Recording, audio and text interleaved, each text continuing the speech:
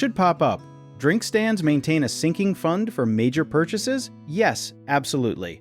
Setting aside a small portion of profits every month into a separate savings account for big future costs, like a new espresso machine, a trailer upgrade, or a generator, keeps a small business from ever being caught off guard.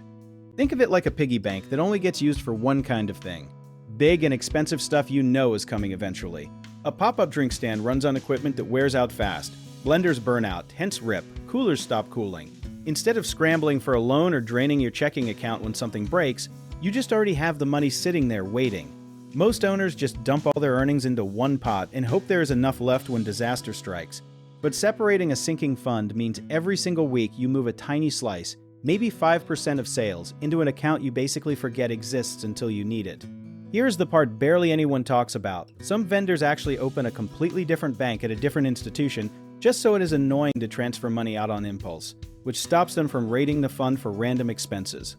One big thing to watch for is underestimating how much equipment actually costs to replace. Always research real prices twice a year so your fund target stays realistic.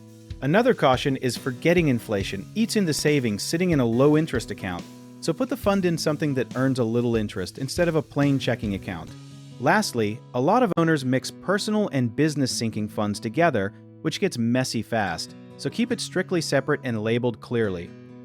If you enjoyed this, check out our online directories in the description below.